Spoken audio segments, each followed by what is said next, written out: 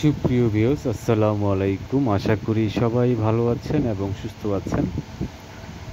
তো আশা করি সবারই মাংস-টাংস খাওয়া শেষ। তো আমারও মাংস খাওয়া শেষ। ঈদের ছুটি অনেক কাটাইছি।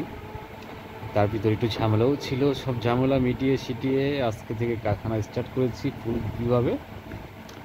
তো যারা কারখানা চালান অবশ্যই তারা হয়তো জানেন যে যাদের জুতার কারখানা আছে তারা অবশ্যই জানেন যে দুইটা ঈদে, রোজা ঈদ এবং কোরবানি ঈদ, এই দুইটা ঈদের পর বন্ধ হওয়ার পর, ঈদের ছুটির পরে মোটামুটি 1 মাস চলে যায়, মিনিমাম 20 দিন তো চলেই যায় আপনার এই কারখানা চালু করতে। কারণ দেখা যায় কারিগররা আসে না, তারপর কারিগররা একটা লম্বা একটা ছুটি নেয়, গ্যাপ নেয়।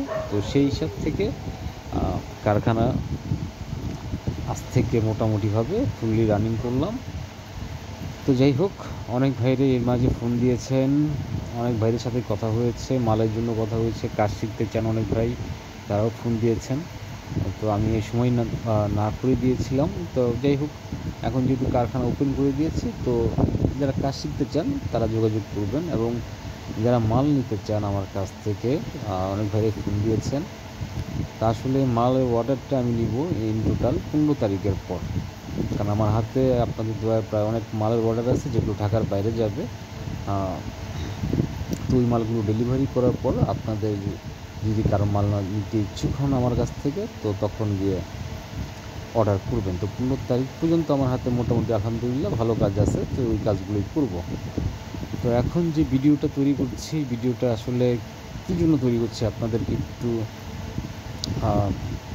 হালকা, যারা জুতা কারখানা নতুন দিতে চান, ভ্যাকসিনের মাল যারা তৈরি করতে চান, তাদেরকে একটু হালকা আইডিয়া দেওয়ার জন্য আসলে এই ভিডিওটা তৈরি করা।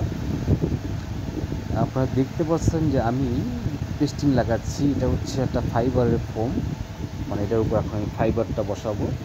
ফাইবারের ফোমের আগে, ফাইবার বসানোর আগে যেটা করা লাগে সেটা হচ্ছে পেস্টিং করা লাগে, কারণ আমার প্রত্যেক মালে পেস্টিং দিয়ে আমি তারপর ফাইবার ইউজ করি, বসাই। তো অনেক কারখানা আসলে দুধ দিয়ে ওইটা করে, তো আমি আসলে ওই কাজটা করি না। দুধের যেই পেস্টিংটা, এটা কম দামি মালে যারা বানায় তারা ইউজ করে। আমি যেহেতু আমার জুতার মানটা যেহেতু একটু ভালো রাখার চেষ্টা করি, প্রোডাক্টটা একটু ভালো করার চেষ্টা করি, সেই ক্ষেত্রে আমি আসলে পেস্টিংটা ইউজ করি। হ্যাঁ, যারা নতুন উদ্যোক্তা আছেন, যারা কাজ করছেন, টুকটাক করে সামনে এগুচ্ছেন ব্যবসার কারখানা দিয়ে, তো সেক্ষেত্রে আমি সেই ভাইদের বলবো আপনারা আবার এখানে সরাসরি ফাইবারের ফোমে পেস্টিং লাগাবেন না। কারণ সরাসরি যদি আপনি ফাইবারের পেস্টিং লাগান, তো ফোমের ভিতর পেস্টিং লাগান, তাহলে কিন্তু পেস্টিংটা কাজ করবে না। এটা হচ্ছে প্রথম কথা। হয়তো ক্ষণিকের জন্য কিছুটা সময় কাজ করবে, আপনার কাছে মনে হবে যে আসলে, কিন্তু বাস্তবতা হচ্ছে মালটা তখন আর টেকসই হবে না, ফাইবারের সাথে ফোমটা অ্যাডজাস্টমেন্ট হবে না। ঠিক আছে, অবশ্যই ফাইবারের পেস্টিং লাগানোর আগে ফাইবারের দুধ লাগিয়ে নেবেন আর দুধ করে নেবেন, তো তখন গিয়ে আপনার পেস্টিংয়ের কাজটা সুন্দর মতো হবে। এই যে এখন আমরা দেখতে পাচ্ছেন আপনারা, এখন যে কাজটা হচ্ছে, এই যে ফাইবারগুলো এখন ছাটানো হচ্ছে ফোমের ভিতর। হ্যাঁ, এই যে আসলে সময় স্বল্পতার কারণে ফুল ইয়েটা করতে পারি নাই। তো এখন যে ফাইবারের ভিতর, ফোমের ভিতর আর কি ফাইবারটা বসানো হচ্ছে। এখানে কিন্তু আপনার নিচেও আপনারা দেখেছেন, নিচেও পেস্টিং আছে, প্লাস ফাইবারও পেস্টিং লাগানো আছে। ফাইবারের যে রাবারটা আছে, রাবারটাতে কিন্তু পেস্টিং লাগানো আছে। চেষ্টা করি আপনাদের দোয়া যত সম্ভব, যতটুকু ভালো করার, যতটুকু মান ভালো দেওয়া যায়, তো ওটাই চেষ্টা করি আর কি, যতটুকু করা যায় আর কি।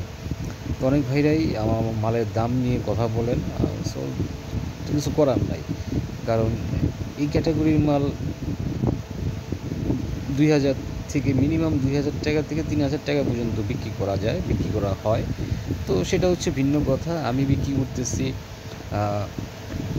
1900 থেকে আপনাদের 2000 টাকার বা 2200 টাকা এরকমের ভিতর। তো যাদের মাল প্রয়োজন আমার সাথে ইনশাল্লাহ যোগাযোগ করবেন, আর যারা কাজ শিখতে চান তারা যোগাযোগ করবেন। আর ভিডিও যদি ভালো লাগে তাহলে অবশ্যই চ্যানেলটা সাবস্ক্রাইব করে দিবেন, আর ভালো মন্দ কমেন্টে জানাবেন। আজকের মতো এখানেই বিদায়। আল্লাহ হাফেজ, ভালো থাকবেন।